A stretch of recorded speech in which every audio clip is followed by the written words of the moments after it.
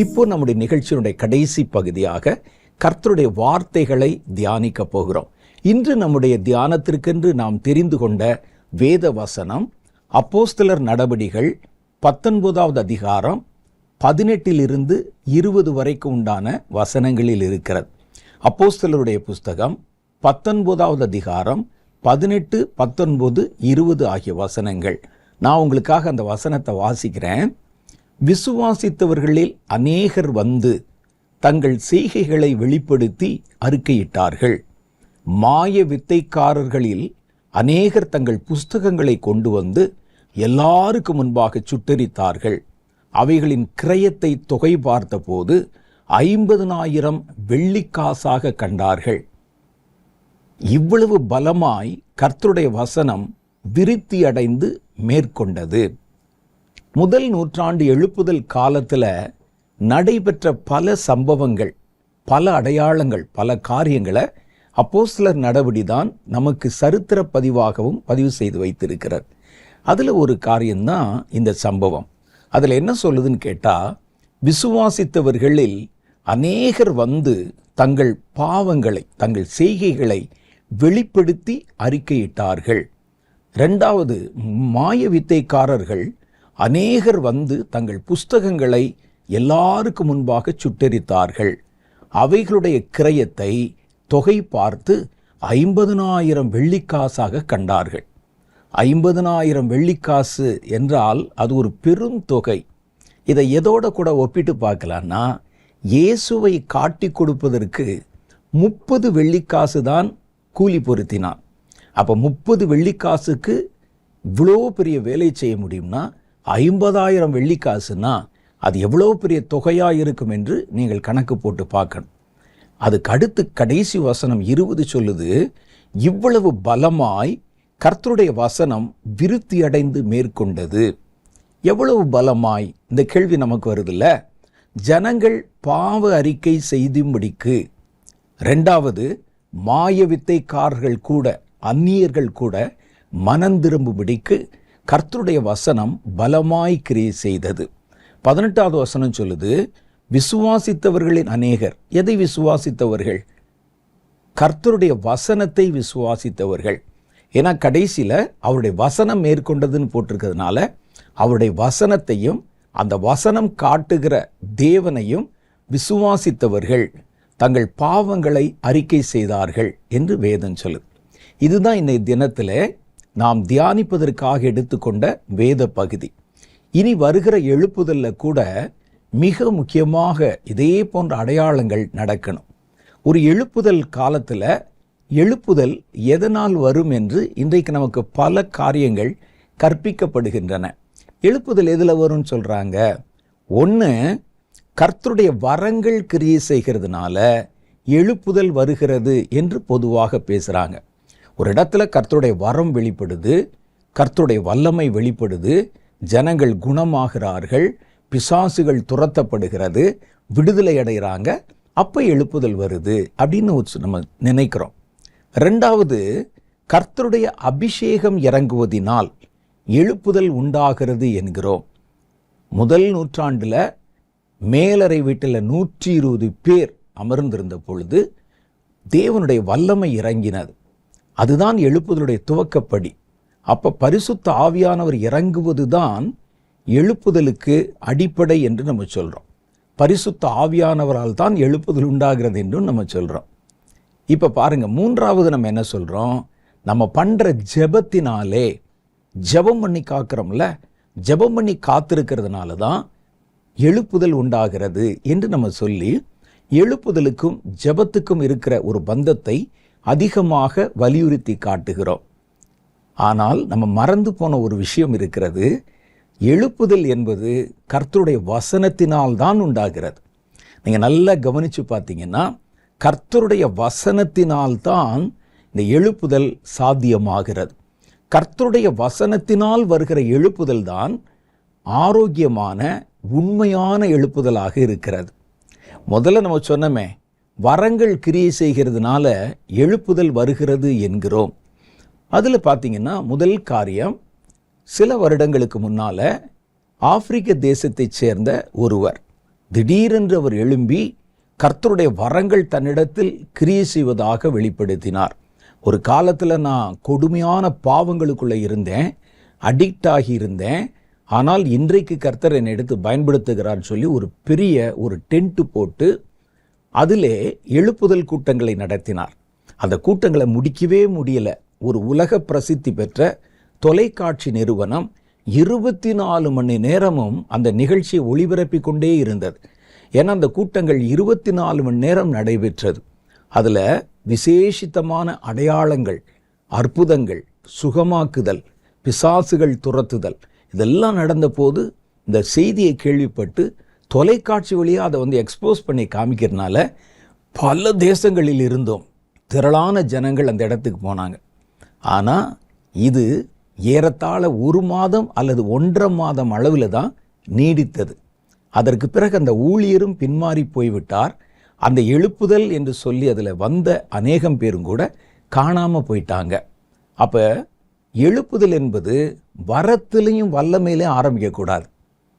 2வது சொல்கிறோம், அபிஷேகத்தினாலே தான் கர்த்தருடைய எழுப்புதல் வருகிறது என்று நம்ம சொல்கிறோம். அது உண்மையா என்று வேதத்திலே நீங்கள் நல்லா கவனித்து பார்த்தீங்கன்னா கர்த்தருடைய அபிஷேகத்தினால அல்ல, கர்த்தருடைய வசனத்தினால்தான் எழுப்புதல் வருகிறது என்று தெரியும். 1 நூற்றாண்டு எழுப்புதல் கூட கர்த்தருடைய வார்த்தைகள் பிரசங்கிக்கப்பட்ட போதுதான் ஜனங்களுக்குள்ளே அது கிரியை செய்தது. பாருங்க, இவர்கள் பரிசுத்த ஆவியிலே நிரப்பப்படுகிறார்கள். நிரப்பப்பட்டு தங்களுக்கு கொடுக்கப்பட்ட வரத்தின்படியே பற்பல பாஷைகளிலே தேவனை புகழ்ந்தார்கள். ஒரு பெரிய சத்தம் அது கேட்ட உடனே எருசலேம் வீதியிலே பண்டிகை கொண்டாட வந்த ஆயிரக்கணக்கான பேர் அந்த மேலறை வீட்டில் ஏறிவிட்டார்கள். அவ்வளோ பேர் ஏறி இருக்கிறாங்க. இப்போ இந்த ஏறினவர்கள் மேலே பரிசுத்தாவின் அபிஷேகம் இறங்கவில்லை. அந்த 120 பேர் மேலே தான் அந்த அபிஷேகம் இறங்கி இருந்தது. இந்த அவர்களை சுற்றிலும் வந்தாங்களே, அவர்கள் மேலே அந்த அபிஷேகம் இறங்கலை. ஆனால் அவர்களுக்குள் எழுப்புதல் வந்தது. எப்படி தெரியுமா? பேதுரு 11 பேரோடு எழும்பி கர்த்தருடைய வசனத்தை பிரசங்கித்தார். கர்த்தருடைய வசனம் பிரசங்கிக்கப்பட்ட போது அவர்களுக்குள்ளே மனந்திரும்புதல் உண்டானது. ஆனால் அப்பொழுதும் அவர்கள் மேலே பரிசுத்த ஆவியானவர் இறங்கவில்லை. வசனத்தை வாசி பார்ப்போமா, நான் சொல்றது உண்மையா என்று? அப்போஸ்தலருடைய புஸ்தகம் 2வது அதிகாரம் 36 41 வரைக்கும் சொல்லுது. பாருங்க, கவனமா வாசி பாருங்க. ஆகையால் நீங்கள் சிலுவையில் அறைந்த இந்த இயேசுவையே தேவன் ஆண்டவரும் கிறிஸ்துவும் ஆக்கினார் என்று இஸ்ரவேல் குடும்பத்தார் யாவரும் நிச்சயமாய் அறியக்கடவர்கள் என்றான். அப்போ ஒரு பெரிய பிரசங்கம் பண்றாரு.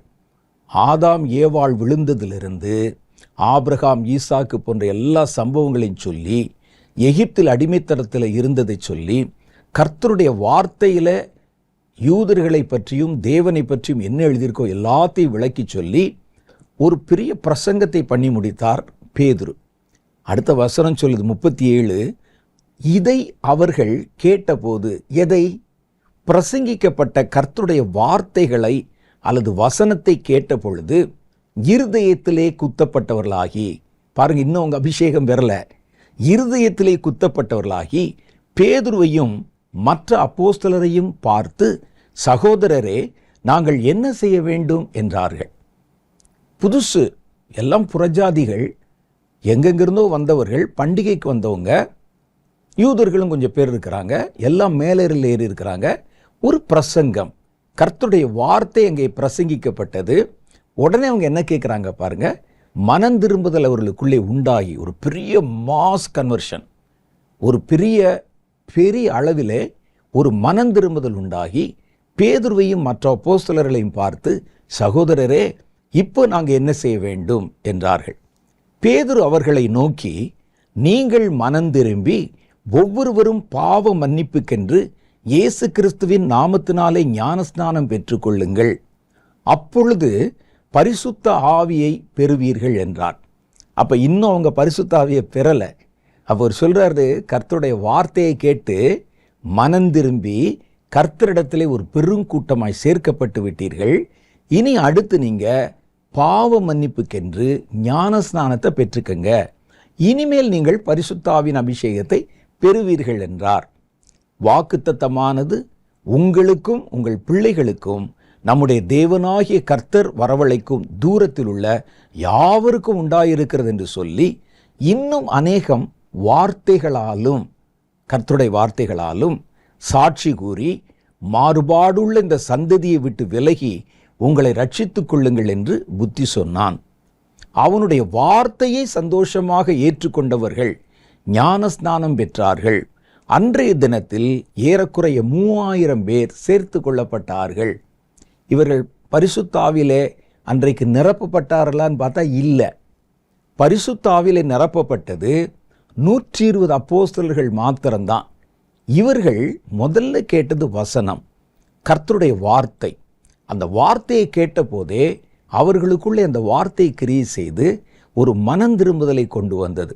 அதுக்கப்புறம்தான் அவர்கள் பெற வேண்டிய அபிஷேகத்தை குறித்து அவர்களுக்கு அறிமுகம் செய்து வைக்கிறார் பேதுரு. அதுக்கு பிறகுதான் அவங்க பரிசுத்தாவின் அபிஷேகத்தை பெறுகிறார்கள். அப்போ இதிலிருந்து பார்த்தோம்னா முதல்ல நமக்கு வருவது ஆவியானவர் முதல்ல இறங்கிறதுனால அல்ல, கர்த்தருடைய வசனம் கிரியை செய்கிறதுனால தான் ஒரு உண்மையான எழுப்புதல் உண்டாகிறது. இதை நம்ம கவனிக்கணும். 3வது காரியம் நம்ம சொல்கிறோம், நம்ம ஜெபம் பண்ணுறதுனால, ஜெபம் பண்ணுவதனால எழுப்புதல் வருவதற்கு உண்டான வாய்ப்புகள் கொடுக்கப்படுகின்றன தேசத்தில். ஆனால் எழுப்புதல் என்பது கர்த்தருடைய வசனத்தினால் உண்டாகிறது. இதுதான் ஜெனுயினான நேர்மையான ஒரு எழுப்புதலாக இருக்க முடியும். இன்னும் சொல்லணும்னா இந்த எழுப்புதல் தான் ஒரு ஆரோக்கியமான எழுப்புதலாகவும் இருக்க முடியும். சில இடத்துல நீங்கள் பார்த்தீங்கன்னா ஜனங்கள் கர்த்தருடைய வார்த்தையை கேட்கறதுக்கு முன்னாலேயே ஏதாவது ஒரு ஜெபத்தையோ ஒரு அபிஷேகத்தையோ ஏதோ ஒன்றை பார்த்து மற்றவர்கள் ரட்சிக்கப்படுவதை பார்த்து உணர்ச்சி வசப்பட்டு, சிலர் உணர்ச்சி வசப்பட்டு கூடி அவங்க என்ன செய்வாங்க, எழுப்புதல் அடைந்தது போல ஒரு தோற்றத்தை உண்டாக்குவாங்க. பல சமயங்களில் நீங்கள் கேட்கலாம், ஒரு 10 வாலிபர்கள் கூடி ஜெபம் பண்ணாங்க, அந்த ஜெப சத்தத்தை கேட்டு ஜனங்கள் கூடி கூடி கூடி வந்து அவர்களும் அழுது கண்ணீர் விட்டு ஜெபம் பண்ணாங்க என்று நம்ம கேள்விப்படுகிறோம். உடனே அதை எழுப்புதல் என்று நம்ம அடையாளப்படுத்தி விடுகிறோம். பல சமயங்களில் இது மனிதர்களுடைய உணர்ச்சி வசப்படுதலால் உண்டாகிற எழுப்புதலாகவும் அமைந்து விடும் ஆபத்து இருக்கிறது. அப்போ சரியான ஒரு எழுப்புதல் எங்கிருந்து வரணுமா? அந்த எழுப்புதல் தேவனுடைய வசனத்தை கேட்கிறதுனால, கர்த்தருடைய வசனம் பிரசங்கிக்கப்படுகிறதுனால ஒரு எழுப்புதல் வர வேண்டும் என்று வேதம் சொல்லுது. கர்த்தருடைய வார்த்தைகளை கேட்ட உடனே இன்னும் அவர்கள் பரிசுத்த ஆவியை பெறுவதற்கு முன்பாகவே ரட்சிப்படைந்து விட்டார்கள். முதல் நூற்றாண்டில் பரிசுத்த ஆவி இன்னும் பெறல, ஆனால் அதுக்கு முன்னாலேயே கர்த்தருடைய வசனத்தை கேட்ட போதே அவர்கள் ரட்சிப்படைந்து சபையிலே சேர்த்து கொள்ளவும் பட்டு விட்டார்கள். அப்போ எழுப்புதல், அதுக்கு பிறகுதான் பரிசுத்த ஆவியின் வரத்தை பெறுகிறார்கள், ஞான ஸ்நானத்தை பெறுகிறார்கள். எழுப்புதலில் முந்தி வசனம்தான் பிரசங்கிக்கப்படுகிறது. பிரசங்கிக்கப்பட்ட வசனங்களை உறுதிப்படுத்தத்தான் அற்புதங்களை அடையாளங்களை கர்த்தர் செய்தார் என்று அப்போஸ்தலர் 14வது அதிகாரம் 3வது வசனம் சொல்லுது. நிறைய பேர் நம்ம நினைக்கிறோம் வரங்களும் வல்லமைகளும் அற்புதங்களும் நடக்கிறதுனால எழுப்புதல் வரும் என்று. ஆனால் வேதம் சொல்லுது, கர்த்தருடைய வசனம் பிரசங்கிக்கப்படும் போது, ஜனங்கள் அதை கேட்கும்போது, அவர்கள் பிரசங்கிக்கப்பட்ட, அவர்கள் கேட்ட அந்த வார்த்தை உண்மைதான், தேவனுடைய வார்த்தை தான் என்பதை கர்த்தர் உறுதிப்படுத்துவதற்காகத்தான் அங்கே அற்புதங்கள் செய்கிறாராம். அப்போஸ்தலருடைய புஸ்தகம் 14வது அதிகாரம் 3வது வசனம் இப்படி சொல்லுது. வாசிக்கிறேன் பாருங்களேன். அவர்கள் அங்கே அநேக நாள் சஞ்சரித்து கொண்டு கர்த்தரை முன்னிட்டு தைரியமுள்ளவர்களாய் போதகம் பண்ணினார்கள். அவர் தமது கிருபையுள்ள வசனத்துக்கு சாட்சியாக, அவங்க பேசின கர்த்தருடைய கிருபையுள்ள வசனத்துக்கு சாட்சியாக அடையாளங்களும் அற்புதங்களும் அவர்கள் கைகளால் செய்யப்படும்படி அனுக்கிரகம் பண்ணினார். அப்போ வெறும் அடையாளங்களாலும் அற்புதங்களாலும் அல்ல, கர்த்தருடைய வசனம் பிரசங்கிக்கப்பட்டு அந்த வசனம் கர்த்தருடைய வசனம்தான் என்று உறுதிப்படுத்தப்படுவதற்காக அடையாளங்களும் அற்புதங்களும் செய்யப்பட வேண்டும். தேவனுடைய வார்த்தையை நீங்கள் சொல்லாமல் வெறும் அற்புதங்கள் அடையாளத்தின் மூலம் மாத்திரம் ஜனங்களை எழுப்புதலுக்குள்ளே கொண்டு வந்து விட முடியும் என்று நினைப்பது மகா பெரிய தவறு. அப்படி எழுப்புதலில் வந்தவங்க யாரும் நிலைத்து நிற்க மாட்டாங்க. அதைத்தான் வேதம் இங்கே சொல்லுது. கர்த்தருடைய வசனத்தினால எழுப்புதல் வரணும். கர்த்தருடைய வார்த்தையை சொல்லுகிறதுனால எழுப்புதல் வரணும். அப்படி வராவிட்டால் வெறும் அற்புதத்தை பார்த்து, வெறும் அதிசயத்தை பார்த்து, அதன் மூலம் ஜனங்கள் உள்ளே வந்து அந்த எழுப்புதல் ஒரு ஆரோக்கியமான எழுப்புதல் அல்ல. நீங்கள் பேசுகிற வசனத்துக்கும் அவங்களுக்கு பிரசங்கித்த சத்தியத்துக்கும் சாட்சியாகத்தான் கர்த்தர் அற்புதங்களை செய்தார் என்று வேதம் இந்த இடத்திலே நமக்கு அடையாளத்தை காட்டுகிறது. வெறும் அடையாளங்களால் உண்டாகும் எழுப்புதல்கள், ஜனங்கள் உணர்ச்சி வசப்படுவதால் உண்டாகும் எழுப்புதல் தோற்றங்கள். இது எழுப்புதல் மாதிரி ஒரு தோற்றம். ஒரு 10 பேர் கூடி அப்படி ஜெபம் பண்ணோன்னே அந்த இடத்துக்குள்ளே போனால் நமக்கு அழனும் போல தோன்றும். ஒரு கூட்டமாக மாசா அது மாதிரி வரும்போது உணர்ச்சி வசப்படுதல் அதில் வருகிறது. வசனத்தினால் உண்டாகாமல் வேறெந்த விதத்திலும் வருகிற எழுப்புதல் நிலைக்காது. அதான் உண்மை. அப்போ நம்ம என்ன செய்யணும்? எழுப்புதல் வரப்போகிற அந்த காலத்தில் கர்த்தருடைய வசனம் பிரசங்கிக்கப்பட வேண்டும். கர்த்தருடைய வார்த்தைகள் ஜனங்களுக்குள்ளே கொண்டு போகப்பட வேண்டும். வசனத்தினால் உண்டாகும் மெய்யான எழுப்புதல் எப்படி இருக்கும் பாருங்க. அப்போஸ்தலர் புஸ்தகம் 13வது அதிகாரம் 46 சொல்லுகிறது. அப்பொழுது பவுலும் பர்னபாவும் தைரியம் கொண்டு அவர்களை நோக்கி, முதலாவது உங்களுக்கே தேவ வசனத்தை சொல்ல வேண்டியதாய் இருந்தது. நீங்களோ அதை தள்ளி உங்களை நித்திய ஜீவனுக்கு அபாத்திரராக தீர்த்து கொள்ளுகிறபடியினால் இதோ நாங்கள் புறஜாதிகளிடத்திலே போகிறோம் என்றார்கள். நீர் பூமியின் கடைசி பரியந்தமும் இரட்சிப்பாயிருக்கும்படி உம்மை ஜாதிகளுக்கு ஒளியாக வைத்தேன் என்ற வேத வாக்கியத்தின்படி கர்த்தர் எங்களுக்கு கட்டளையிட்டிருக்கிறபடியினால் இப்படி செய்கிறோம் என்றார்கள். புறஜாதியர்கள் அதை கேட்டு, அந்த வசனத்தை கேட்டு சந்தோஷப்பட்டு கர்த்தருடைய வசனத்தை மகிமைப்படுத்தினார்கள். நித்திய ஜீவனுக்கென்று நியமிக்கப்பட்டவர்கள் எவர்களோ அவர்கள் எல்லாரும் கர்த்தரை விசுவாசித்தார்கள். கர்த்தருடைய வசனம் அந்த தேசம் எங்கும் பிரசித்தமாயிற்று. அப்போ கர்த்தருடைய வசனத்தை விட்டுட்டு, கர்த்தருடைய வசனத்தை விலக்கி விட்டு எழுப்புதல் வர சாத்தியமில்லை. நான் சொல்கிறது எதை? ஒரு உண்மையான எழுப்புதல் வருவதற்கு வாய்ப்பு இல்லை. அப்போ முதல்ல நம்ம எதை பிரஸ்தாபப்படுத்தணும், எதை வெளியே கொண்டு வரணும்னு சொன்னால் எழுப்புதலை கொண்டு வர வேண்டும். அப்போ அந்த வசனம் வாசிக்கப்படும் போதே கர்த்தருடைய வார்த்தை ஒரு மனிதனுக்குள்ளே கிரியை செய்து அந்த வார்த்தை அவனுக்குள்ளே ஒரு எழுப்புதலையும் ஒரு மன மாறுதலையும் கொண்டு வர வேண்டும். எப்படி கொண்டு வந்திருக்கு பாருங்களேன். நெகேமியா காலத்தில் யூதர்கள் நடுவிலே, தேவனுடைய ஜனங்கள் நடுவிலே அல்லது இஸ்ரவேலர் நடுவிலே ஒரு மனமாற்றத்தின் எழுப்புதல் உண்டானது. எப்படி பாருங்களேன். நெகேமியாவின் புஸ்தகம் 8வது அதிகாரம் 1, 2, 3 ஆகிய வசனங்கள். அதில் சொல்லுது, ஜனங்கள் எல்லோரும் அந்த தண்ணீர் வாசலுக்கு முன்னான வீதியிலே ஒருமனப்பட்டு கூடி கர்த்தர் இஸ்ரவேலுக்கு கற்பித்த மோசேயின் நியாயப்பிரமாண புஸ்தகத்தை, அதாவது வேத புஸ்தகத்தை, அவங்க நாட்களில் அது நியாயப்பிரமாண புஸ்தகம், வேத புஸ்தகத்தை கொண்டு வர வேத பாரகனாகிய எஸ்ராவுக்கு சொன்னார்கள். ஜனங்கள்லாம் அந்த தண்ணீர் வாசலில் காத்திருக்கும்போது எஸ்ராவை பார்த்து எல்லா ஜனங்களும் சொன்னாங்க, இஸ்ரவேலுக்கு கற்பித்த மோசேனுடைய நியாயப்பிரமாண புத்தகம் அல்லது வேத புத்தகத்தை கொண்டு வாங்க அப்படின்னு சொன்னாங்க. அப்படியே 7ஆம் மாதம் 1 தேதியில் ஆசாரியனாகிய எஸ்ரா நியாயப்பிரமாண புருஷரும் ஸ்திரீகளும் கேட்டு அறியத்தக்கதாக அனைவருமாகிய சபைக்கு முன்பாக கொண்டு வந்து தண்ணீர் வாசலுக்கு முன்னான வீதிக்கு எதிரே இருந்து காலையில் தொடங்கி மத்தியானம் மட்டும் புருஷருக்கும் ஸ்திரீகளுக்கும் கேட்டு அறியத்தக்கதாக மற்றவர்களுக்கு முன்பாக அதை வாசித்தான். சகல ஜனங்களும் நியாயப்பிரமாண புஸ்தகத்திற்கு கவனமாய் செவி கொடுத்தார்கள். இங்கே நியாயப்பிரமாண புஸ்தகம் என்று எழுதியிருக்கிறது. பழைய ஏற்பாட்டு காலத்தில் அதுதான் வேத புஸ்தகம். புதிய ஏற்பாடு வரும்போது தான் புதிய ஏற்பாட்டு காரியங்கள் வருகிறது.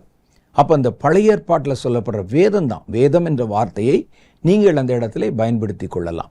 அப்போ அந்த தண்ணீர் வாசலுக்கு முன்னால் இருக்கிற ஜனங்கள் கர்த்தருடைய வேதத்தை கொண்டு வந்து எங்கிட்ட வாசிங்க, எங்களுக்கு வாசி காட்டுங்க. ஏன்னா அந்த நாட்களில் எல்லார் கையிலையும் பைபிள் இருக்காது, எல்லார் கையிலையும் வேதம் இருக்காது. அது ஆசாரியர்கள் கையில் தேவாலயத்தில் தான் ஒரு பிரதி வச்சுருப்பாங்க. அதை கொண்டு வந்து எங்களுக்கெல்லாம் வாசிக்கணும்னு சொல்லி கேட்டாங்க. அப்போ காலையில் ஆரம்பித்து மத்தியானம் மட்டும் எல்லா ஜனங்களுடைய காதுகள் கேட்க நெகேமியாவும் அவரோடு கூட இருந்தவர்களும் கர்த்தருடைய வசனத்தை சத்தமாக வாசித்தாங்க. ஜனங்கள் கவனமாய் செவி கொடுத்தார்கள். எழுப்புதலுக்கு கர்த்தருடைய வார்த்தை பிரசங்கிக்கப்படணும், ஜனங்கள் கவனமாக செவி கொடுக்கணும். இது ரெண்டும் ரொம்ப முக்கியமானது. அடுத்து பாருங்களேன், அந்த வார்த்தையை ஜனங்கள் வாசிக்கப்பட்ட போது அந்த வார்த்தையை கனம் பண்ணினார்கள். ஏன்னா இதுவரைக்கும் அவங்க கேட்டறியாத மாதிரி வார்த்தை, இதுவரைக்கும் அவங்க படித்த எந்த புஸ்தகத்தில் இல்லாத மாதிரி வார்த்தை, அது தேவனுடைய வார்த்தை. அதனால் அவங்க ஆட்டோமேட்டிக்காக அதற்கு மகிமையையும் கனத்தையும் செலுத்தினார்கள். நெகேமியா 8வது அதிகாரம் 5-6 சொல்லுகிறது, எஸ்ரா சகல ஜனங்களுக்கும் உயரே நின்று சகல ஜனங்களும் காண புஸ்தகத்தை திறந்தான். அவன் அதை திறந்தபோது ஜனங்கள் எல்லோரும் எழுந்து நின்றார்கள். பார்த்தீங்களா, கனம் செஞ்சாங்க. கர்த்தருடைய வசனத்தை நீங்கள் சரியாக பேசுனீங்கன்னா, சரியாக நீங்கள் உபதேசிச்சிங்கன்னா ஜனங்கள் கண்டிப்பாக அதை கனம் பண்ணுவார்கள். அப்பொழுது எஸ்ரா மகத்துவமுள்ள தேவனாகிய கர்த்தரை ஸ்தோத்தரித்தான். ஜனங்கள் எல்லோரும் தங்கள் கைகளை குவித்து அதற்கு மறுமொழியாக ஆமேன் ஆமேன் என்று சொல்லி குனிந்து முகங்குப்புற விழுந்து கர்த்தரை பணிந்து கொண்டார்கள். எப்போ? வசனத்தை வாசித்த போது, அந்த வசனத்தின் சத்தத்தை கேட்டபோது ஜனங்கள் முகங்குப்புற விழுந்து கர்த்தரை பணிந்து கொண்டார்கள் என்று எழுதியிருக்கு. அடுத்து பாருங்கள், இப்போ தான் அவங்களுக்குள்ள மன மாற்றுதலும் எழுப்புதலும் வருகிறது. 8வது அதிகாரம் நெகேமியா 7, 8, 9 சொல்லுகிறது. அதில் 7வது வசனம் சில மனிதர்களை பற்றி சொல்லுகிறது. யெசுவா, செரபியா, யாமீன், அக்கூப், சபதாயி, ஓதியா, மாசையா, கேலிதா, அசாரியா, யோசபாத், ஆனான் என்பவர்களும் லேவியரும் நியாயப்பிரமாணத்தை ஜனங்களுக்கு விளங்க பண்ணினார்கள். இவங்க வாசித்த உடனே அவங்கெல்லாம் அந்த வசனத்தை விளக்கி சொன்னாங்களாம், ஜனங்களுக்கு விளக்கி சொன்னாங்க. ஜனங்கள் தங்கள் நிலையில் அப்படியே நின்று அசையாமல் கர்த்தருடைய வார்த்தைக்கு செவி கொடுத்தாங்க. அவர்கள் தேவனுடைய நியாயப்பிரமாண புஸ்தகத்தை தீர்க்கமாய் வாசித்து அர்த்தம் சொல்லி வாசித்ததை ஜனங்களுக்கு விளங்க பண்ணினார்கள். அப்போ என்ன நடக்குது பாருங்க, ஜனங்கள் எல்லோரும் நியாயப்பிரமாணத்தின் அல்லது வேதத்தின் வார்த்தைகளை கேட்டபோது அழுதார்கள். அவங்கெல்லாம் அழுகிறாங்க. அப்படியே மனதை உருக்குகிற அந்த வார்த்தை அவருடைய பாவத்தை உணர்த்தி காண்பிக்கிறது. கர்த்தரை விட்டு எவ்வளோ தூரம் நம்ம போயிட்டோம் அப்படின்னு அந்த மனதிலே ஒரு மாற்றத்தை உண்டு பண்ணுகிறது. தொடர்ந்து அந்த பகுதியை நீங்கள் வாசித்து பார்த்தீங்கன்னா தெளிவாக தெரியும். அவங்கள அடக்க முடியல. கூட இருக்கவங்க சொல்கிறாங்க, அழ வேண்டாம், இன்றைக்கி கர்த்தர் நமக்கு தந்த ஒரு சந்தோஷமான நாள். ஆனாலும் இவர்களால் அதை அடக்கி கொள்ள முடியல. கர்த்தருடைய வசனம் பலமாய் அவர்கள் நடுவிலே கிரியை செய்கிறது. அப்போ அது ஒரு எழுப்புதல். எழுப்புதல் வருவதற்கு நாம் அதிகமாய் ஜெபம் பண்ணுகிறோம், அது நல்லது. ஆனால் சபையாரும் ஜனங்களும் முதலாவது தேவனுடைய வசனத்துக்கு திரும்பணும். அப்போ தான் எழுப்புதல் வரும். நம்ம செய்ய வேண்டியது செய்யாமல் உட்கார்ந்து எழுப்புதல் வரணும், இந்த ஊரில் வரணும், அந்த ஊரில் வரணும், கிராமத்தில் வரணும், பட்டணத்தில், நல்லது. ஆனால் எழுப்புதல் எப்போ வரும் தெரியுமா? முதல்ல எழுப்புதல் வர வேண்டுமானால் கர்த்தருடைய வசனத்திற்கும் வேதத்திற்கும் தேவனுடைய ஊழியர்களும் சபையும் திரும்ப வேண்டும். அப்போ தான் அந்த எழுப்புதல் வரும். நம்ம வசனத்துக்கு தூரமாக இருக்கிறோம். வசனம் சபைகளிலே மறைக்கப்பட்டு அல்லது மறைக்கப்பட்டு ரொம்ப காலம் ஆகிவிட்டது. கர்த்தருடைய வசனத்தை பேசுகிறவர்கள் ரொம்ப குறைந்து விட்டார்கள். கர்த்தருடைய வார்த்தைக்கு இடம் கொடுக்கிறது குறைந்து விட்டது. இப்போ வசனம் வேறு, ஊழியம் வேறு. வசனம் வேறு, கிறிஸ்தவருடைய வாழ்க்கை வேறு என்று ரெண்டும் வேற வேற திசையில் இருக்குது. வெளியே பார்த்தா கிறிஸ்தவர்கள் எதை வச்சு கிறிஸ்தவ பண்டிகை கொண்டாடுவாங்க, கிறிஸ்தவ கோயிலுக்கு போவாங்க, கிறிஸ்தவ கோயில்களுக்கு காணிக்கை கொடுப்பாங்க, அல்லது கிறிஸ்துவுக்கு ஊழியம் செய்வாங்க. இதனால் அவர்கள் கிறிஸ்தவர்கள் என்று அறியப்படுகிறார்கள்.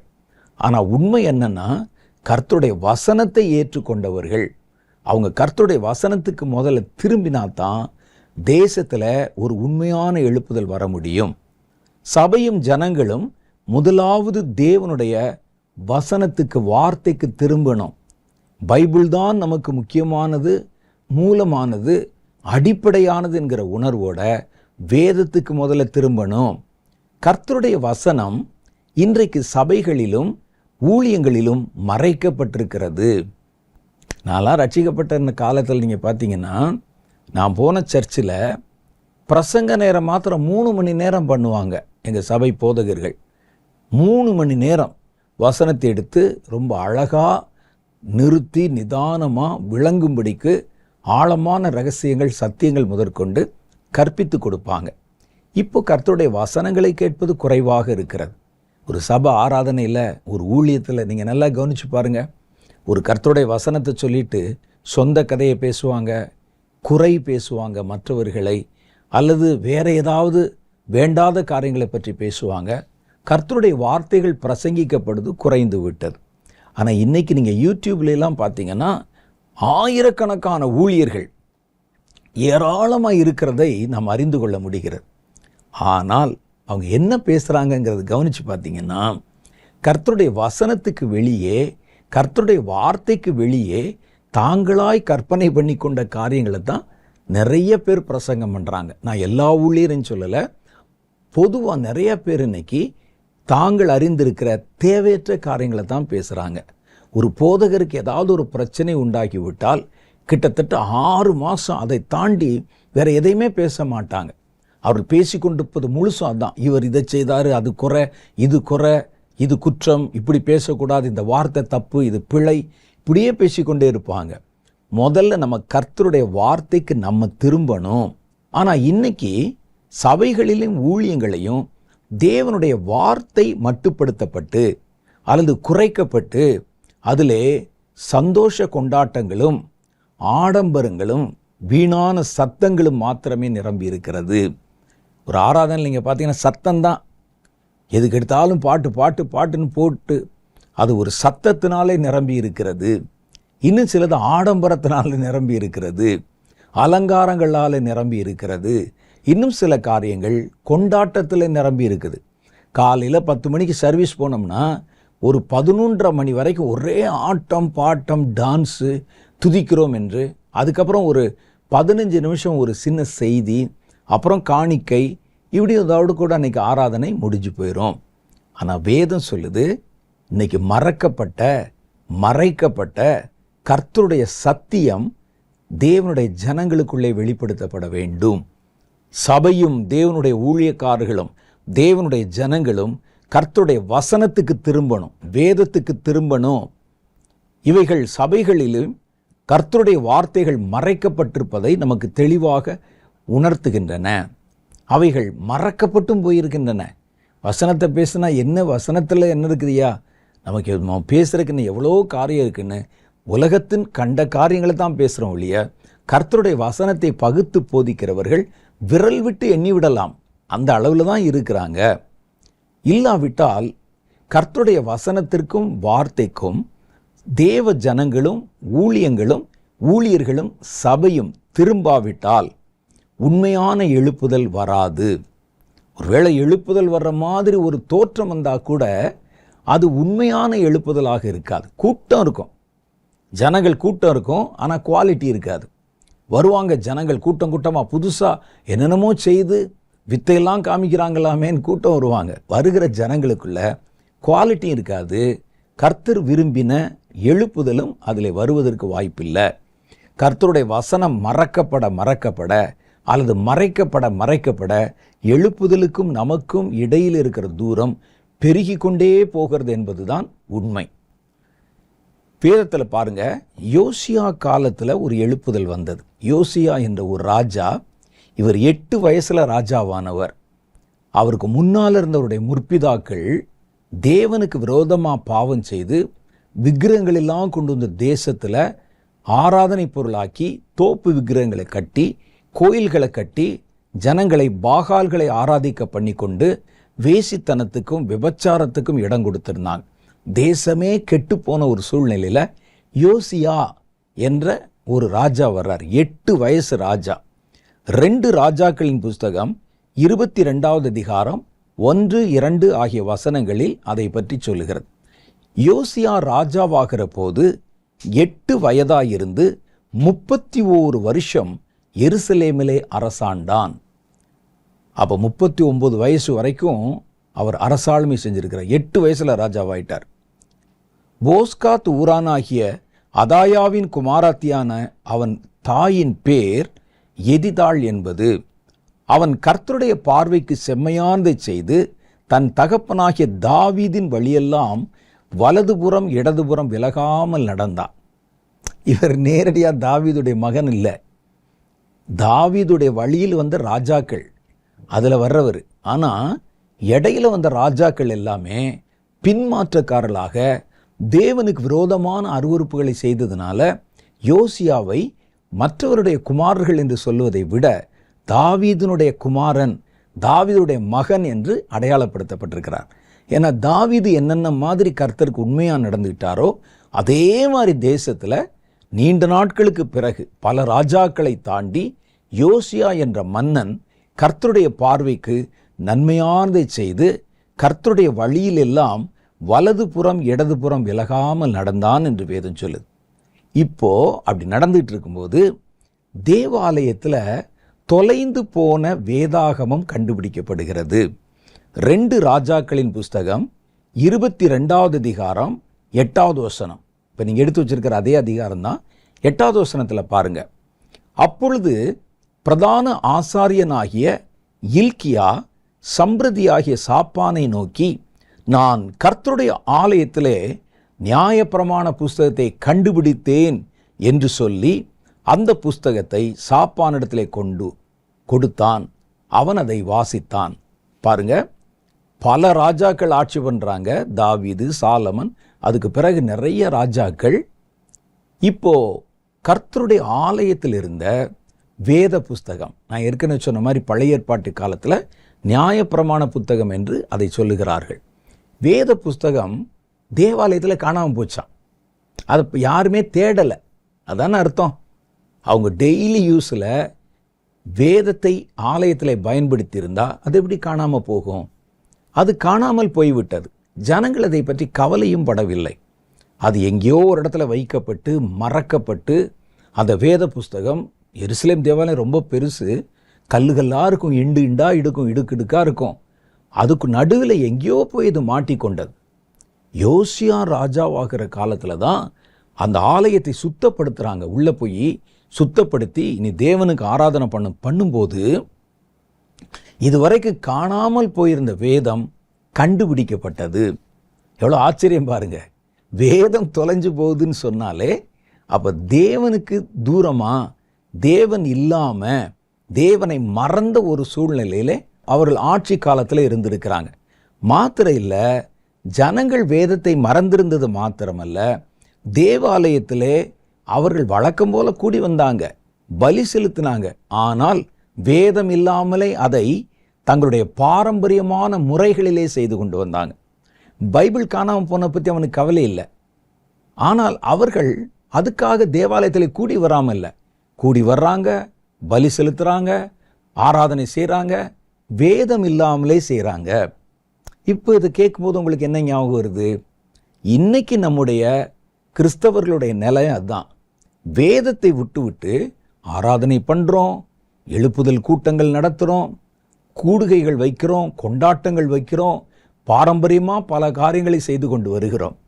வேதம் இல்லாமலே இதை செய்ய முடியுமா? செஞ்சுருக்கிறாங்க பாருங்கள். தேவாலயத்திலே பைபிள் இல்லை. நான் ஏற்கனவே சொன்ன மாதிரி வேதம் என்பது அந்த காலத்தில் எல்லாருடைய கையில் இருக்காது. தேவாலயத்தில் ஒரு பைபிள் இருக்கும். அப்போ இது காணாமல் போய்விட்டது, யாரும் கவலை இல்லை. காணாமல் போய்விட்டது என்பதற்காக எந்த ஊழியமும் நிற்கவில்லை. அவங்க பாட்டுக்கு அதை செய்து கொண்டிருந்தார்கள். வேதம் இல்லாமலே தாங்களே சில கற்பனைகளை அவங்களுக்கு கற்றுக் கொடுத்து போதித்தாங்க. பைபிள் இல்லை, இது இப்படி தாங்க அப்படின்னு தாங்களாய் தங்கள் மனசில் தோன்றுகிறதை தீர்க்கதரிசிகளும் அங்கிருந்த வேத பாரகர்களும் ஆசாரியர்களும் ஜனங்களுக்கு கற்பித்து கொடுத்தாங்க. வேதம் இல்லாமலே ஊழியம் நடக்கிறது, வேதம் இல்லாமலே ஆராதனை நடக்கிறது. வேதத்தை தொலைத்து விட்டு தேவனை தொழுகிறார்கள், ஆராதிக்கிறார்கள், பலி செலுத்துகிறார்கள், காணிக்கை கொடுக்குறாங்க. இன்னைக்கு இருக்கிற மாதிரியே வேதம் அதைத்தான் நமக்கு காண்பிக்கிறது. அவர்கள் மனுஷ கற்பனையாய் தாங்களாய் கற்பனை செய்து கொண்டதை வேதத்திற்கு மாற்றாக பயன்படுத்துகிறார்கள். எரேமியா தீர்க்கதரிசியின் புஸ்தகம் 23 27 28 வசனத்தில் சொல்றாரு பாருங்க, என் ஜனத்தின் பிதாக்கள் பாகாலி நிமித்தமும் என் நாமத்தை மறந்தது போல அவர்கள் தங்கள் அயலாருக்கு விவரிக்கிற தங்கள் சொப்பனங்களினாலே என் நாமத்தை அவர்கள் மறக்கும்படி செய்ய பார்க்குறாங்க. என்னுடைய பெயரையும் என்னுடைய வசனத்தையும் மறந்துட்டு அந்த இடத்துக்கு பதிலா, வசனத்துக்கு பதிலா தங்கள் கற்பனையான சொப்பனங்களை சொல்லி ஜனங்களை அதன் மூலம் வழி நடத்துகிறாங்க. ஒரு தீர்க்கதரிசியின் வார்த்தை வந்தாலும் அந்த வார்த்தை தேவனுடைய வார்த்தையின் அடிப்படையில் வரணும். இவங்க அதை எடுத்துட்டு தாங்களாய் கற்பனையாய் பேசுகிறார்கள். இயேசு சொல்கிறார், சொப்பனங்கள் தீர்க்கதரிசி சொப்பனத்தை விவரிப்பானாக, என் வார்த்தை உள்ளவனோ என் வார்த்தையை உண்மையாய் சொல்லுவானாக, கோதுமைக்கு முன்பாக பதர் எம்மாத்திரம் என்று கர்த்தர் சொல்லுகிறார். சொப்பனம் கண்டவன், சொப்பனம் கண்ட தீர்க்கதரிசி தன் சொப்பனத்தை விவரித்து சொல்லட்டும், அது என் வசனத்தோட சம்பந்தம் இருக்கான்னு பாருங்க அப்படின்னு கர்த்தர் சொல்றார். யோசியாவின் காலத்தில் இந்த மறக்கப்பட்ட வேதம் கண்டுபிடிக்கப்பட்டு மறுபடியும் கொண்டு வரப்பட்டு யோசியாவுக்கு சந்தோஷம். இந்த வேதம் தானே இவ்வளோ நாள் காணாமல் போயிருந்தது, நம்முடைய முற்பிதாக்கள் வைத்து பயன்படுத்தின வேதம், முற்பிதாக்களுக்கு கர்த்தர் வெளிப்படுத்தின வேதம், முற்பிதாக்களால் எழுதப்பட்ட வேதம், தேவாலயத்தில் பொக்கிஷமாய் வைக்கப்பட்டிருக்கிற வேதம், அன்னைக்கு அதனுடைய சீரை இழந்து மறக்கப்பட்டு ஏதோ இடிபாடுகளுக்குள்ளே கொண்டு போய் பல்வேறு விதமான பனிமுட்டு சாமான்களுக்கு நடுவில் மறைஞ்சு போய் மறக்கப்பட்டு கிடக்கு. ஆனால் ஆராதனை நடக்குது, பிரசங்கம் நடக்குது, காணிக்கை கொடுக்குறாங்க, ஊழியம் செய்கிறாங்க. அதை வேதத்தை கண்டுபிடித்த போது யோசியா சந்தோஷப்பட்டான். யோசியாவின் காலத்தில் உடனே கொண்டு வந்த உடனே அதை சுத்திகரித்து அந்த வேதத்து மேலே இருக்கிற அந்த தூசியெல்லாம் தட்டி விட்டு வேதத்தை வாசியுங்கள் என்று கட்டளை கொடுக்கிறான். வேத தேவனுடைய ஜனங்களுக்கு நடுவில் நீண்ட நாட்களுக்கு பிறகாக வாசிக்கப்படுகிறது. அந்த வசனம் வாசிக்கப்பட்ட போது ஜனங்கள் நடுவில் தேவ பயமும் தேசத்திலே சுத்திகரிப்பு உண்டானதாக கர்த்தருடைய வேதம் சொல்லுது. 2 ராஜாக்களின் புஸ்தகம் 23 அதிகாரம் 1 5 வரைக்கும் உண்டான வசனங்களை பாருங்க. அப்பொழுது ராஜா யூதாவிலும் எருசலேமிலும் இருந்த மூப்பரையெல்லாம் அழைப்பித்தான். பைபிள் கிடைச்சிருச்சு, எல்லாரையும் கூப்பிடுறாரு, வாங்க. அவர்கள் அவனிடத்திலே கூடி வந்த போது ராஜாவும் அவனோடு யூதாவின் மனுஷர் யாவரும், எருசலேமின் குடிகள் அனைவரும், ஆசாரியர்களும் தீர்க்கதரிசிகளும், சிறியோர் துவங்கி பெரியோர் மட்டும் உள்ள சகலரும் கர்த்தருடைய ஆலயத்துக்கு போனாங்க. எல்லாரும் ஆலயத்துக்கு வந்துருங்க. கர்த்தருடைய ஆலயத்திலே கண்டெடுக்கப்பட்ட உடன்படிக்கை புஸ்தகத்தின் வார்த்தைகளை எல்லாம் அவர்கள் காதுகள் கேட்க வாசித்தான். உடன்படிக்கை புஸ்தகம் என்பதும் நியாயப்பிரமாண புஸ்தகம் என்பதும் வேத புஸ்தகம் என்பதும் எல்லாம் ஒன்று தான். அந்த உடன்படிக்கை புஸ்தகத்தை அவர்கள் காதுகள் கேட்க வாசித்தான். அப்பொழுது ராஜா தூண் அருகிலே நின்று கர்த்தரை பின்பற்றி நடக்கவும், ஆண்டவரை பின்பற்றி நாங்கள் நடப்பதற்கும், அவருடைய கற்பனைகளையும் அவருடைய சாட்சிகளையும் அவருடைய கட்டளைகளையும் முழு இருதயத்தோடும் முழு ஆத்மாவோடும் கை கொள்ளுவோம் என்று அந்த புத்தகத்தில் எழுதியிருக்கிற உடன்படிக்கையின் வார்த்தைகளை நிறைவேற்றவும் கர்த்தருடைய சந்நிதியில் உடன்படிக்கை பண்ணினான். அந்த வசனம் வாசிக்கப்பட்ட போது, ஆண்டவரே இதில் சொல்லியிருக்கிற எல்லா சத்தியத்துக்கும் நாங்கள் கீழ்ப்படுகிறோம், அதில் சொல்லியிருக்கிற வார்த்தைகளை நாங்கள் ஏற்றுக்கொள்ளுகிறோம் என்று சொல்லி அவன் கர்த்தரோடு ஒரு உடன்படிக்கை பண்ணினான். கர்த்தருடைய சந்நிதியில் உடன்படிக்கை பண்ணினான். ஜனங்கள் எல்லோரும் உடன்படிக்கைக்கு உடன்பட்டார்கள். இதான் எழுப்புதல். அந்த வசனம் வாசித்த போது பாருங்க, இதுவரைக்கும் பிரிந்திருந்தவங்க, தூர இடத்தில் இருந்தவங்க எல்லாரும் அழைக்கப்பட்டு வசனம் வாசித்த போது எல்லாரும் கர்த்தருடைய வார்த்தைக்கு உடன்பட்டார்கள் அல்லது கீழ்ப்படிந்தார்கள். இதுக்கு மேலே வேற என்ன எழுப்புதல் வேணும்? பின்பு ராஜா பாகாலுக்கும் விக்கிரக தோப்புக்கும் வானத்தின் சகல சேனைகளுக்கும் பண்ணப்பட்டிருந்த சகல பனிமுட்டுகளையும் கர்த்தருடைய ஆலயத்திலிருந்து புறம்பாக்கி பிரதான ஆசாரியனாகிய இல்க்கியாவுக்கும் 2ஆம் வகுப்பில் உள்ள ஆசாரியர்களுக்கும் வாசல் காக்கிறவர்களுக்கும் கட்டளையிட்டு அவைகளை எருசலேமுக்கு புறம்பாய் அங்கே கெதரோன் வெளியிலே சுட்டெரித்து அவைகளின் சாம்பலை பெத்தேலுக்கு கொண்டு போக பண்ணினான். பார்த்தீங்களா? அந்த வசனம் வாசிக்கப்பட்ட உடனே ஜனங்களுக்குள்ள ஒரு மாற்றம். தேசத்துக்குள்ள அது வரைக்கும் தீட்டுப்பட்டிருந்த காரியங்கள் எல்லாம் தேசத்தை விட்டு புறம்பாக்கப்பட்டு சுட்டெரிக்கப்படுகின்றன. 5வது வசனம் சொல்லுது, யூதாவின் பட்டணங்களிலும் எருசலேமை சுற்றிலும் மேடைகளின் மேல் தூபம் காட்ட யூதாவின் ராஜாக்கள் வைத்த எல்லா பூசாரிகளையும் பாகாலுக்கும் சூரியனுக்கும் சந்திரனுக்கும் கிரகங்களுக்கும் வானத்தின் சகல சேனைகளுக்கும் தூபம் காட்டினவர்களையும் அவருடைய ஸ்தானங்களிலிருந்து அகற்றிவிட்டான்.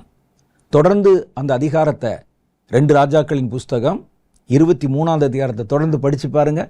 தேசத்தில் ஒரு பெரிய சுத்திகரிப்பு, ஜனங்களுக்குள்ளே ஒரு பெரிய மனமாற்றம். எப்போ? கர்த்தருடைய வசனம் கண்டெடுக்கப்பட்ட போது. மறைந்திருந்த அந்த வசனத்தை எங்கே தொலைச்சாங்கன்னு தான் ஆச்சரியம். தேவாலயத்துக்குள்ளே தொலைச்சிட்டாங்க. ஏதோ அந்நியர்கள் படையெடுத்து வரும்போது வேதத்தை தூக்கிட்டு போய் எங்கேயோ ஒரு இடத்துல மறைச்சு வச்சு தொலைச்சா பரவாயில்ல. கர்த்தருடைய வேதம் கர்த்தருடைய ஆலயத்திலே தொலைக்கப்பட்டது. இன்னைக்கு கர்த்தருடைய ஆலயத்தில் தான் கர்த்தருடைய வேதம் காணப்படாமல் இருக்கிறது. அது கண்டெடுக்கப்பட்டு வாசிக்கப்பட்டா தான் தேசத்தில் எழுப்புதல் வரும். வசனத்துக்கு நீங்கள் திரும்பாமல் மறைக்கப்பட்ட வசனம் வெளிப்படாமல் ஒரு பெரிய எழுப்புதல் தேசத்தில் வராது. இதுவரைக்கும் தேவாலயத்துக்குள்ள தான் இருக்கு. ஆனால் பயன்படுத்தப்படாம, அது ஜனங்களுக்கு வாசிக்கப்படாம, சொல்லப்படாம, பாரம்பரியமா எல்லாம் நடந்துகிட்டு இருக்கு. ஆனால் அந்த வசனம் வாசிக்கப்பட்ட போது ஜனங்களுக்குள்ள ஒரு பெரிய மாற்றத்தை கொண்டு வந்தது.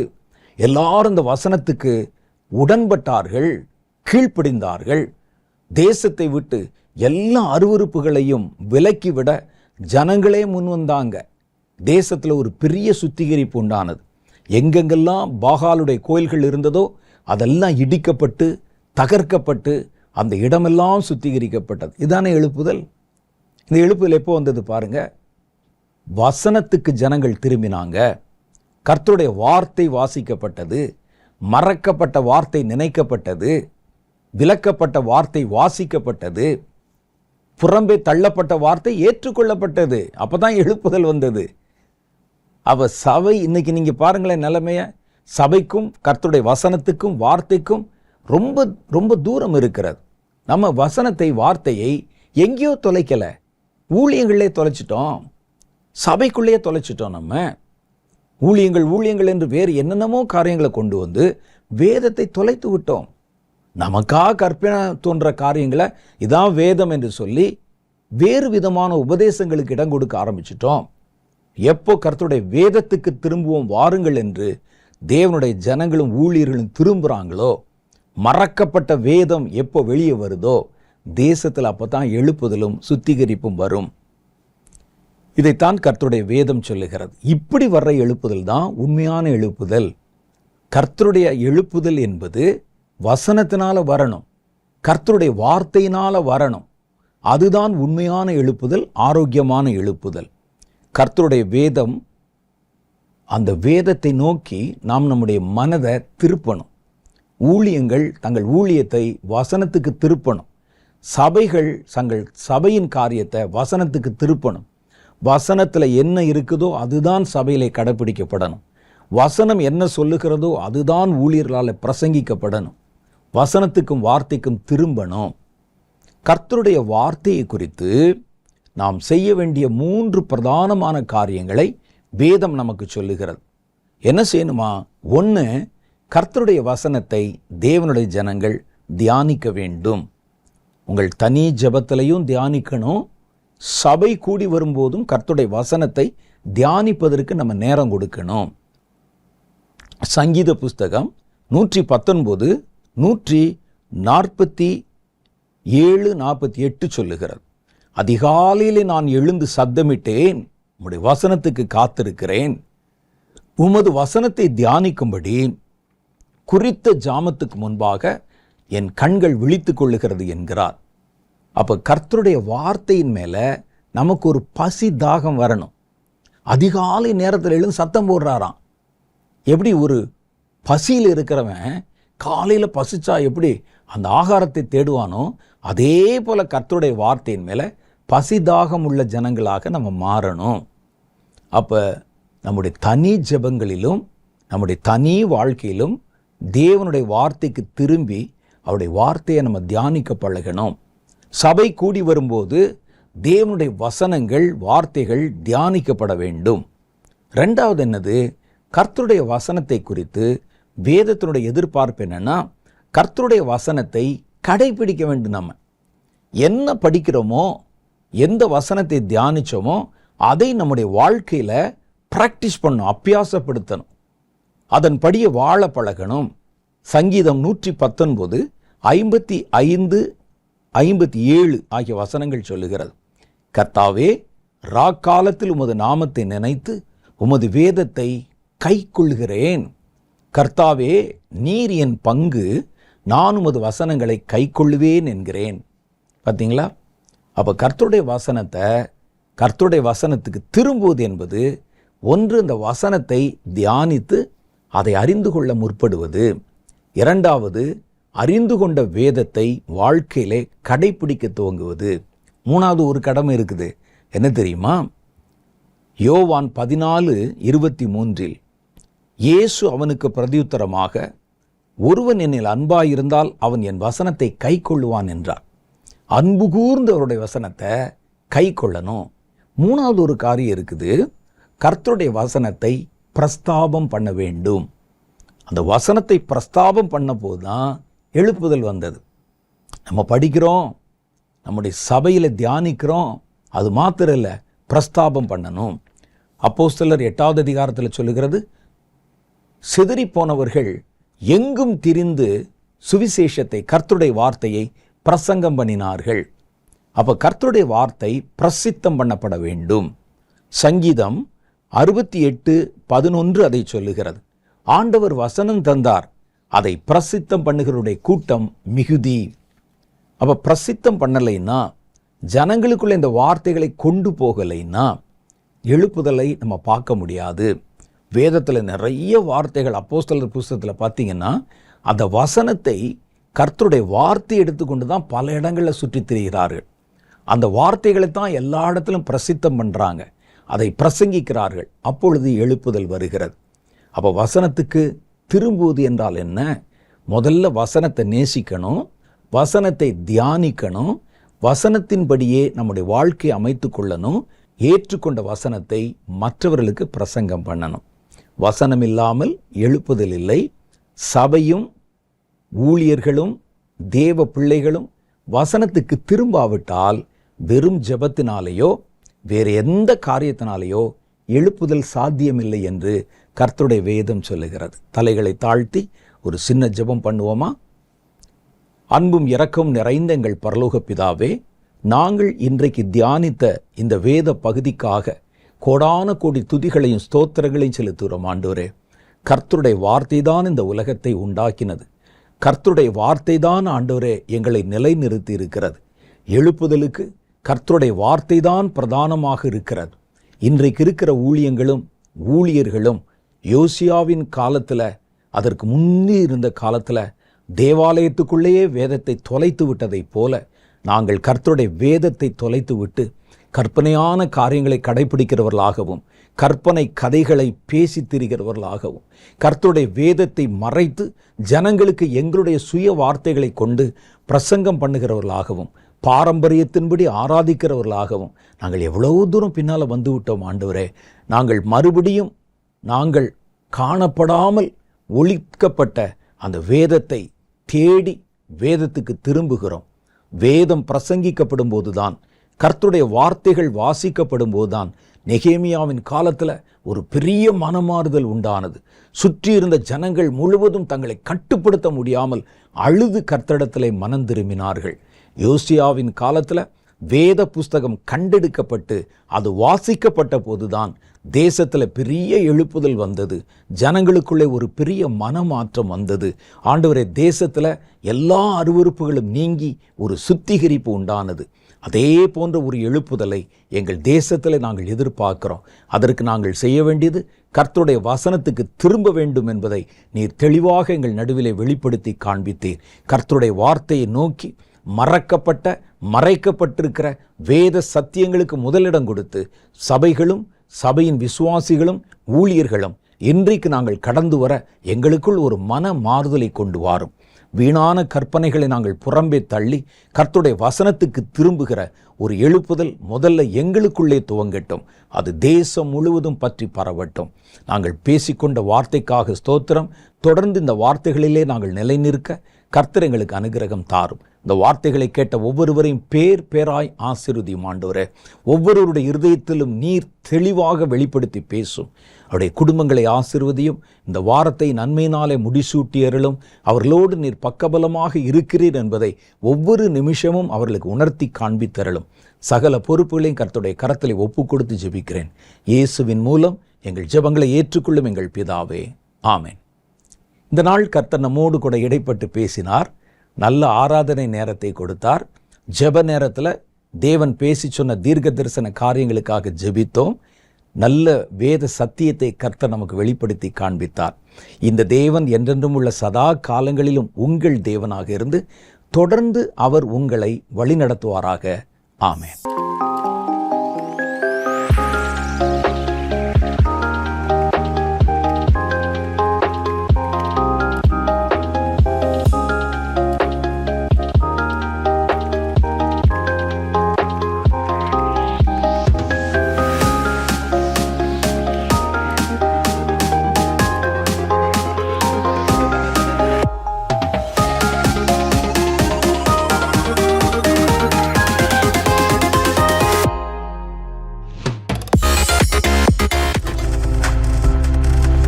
நீங்கள் பார்த்து கொண்டிருப்பது உங்கள் ஜாய் டிவி. உங்கள் துக்கம் சந்தோஷமாய் மாறும்.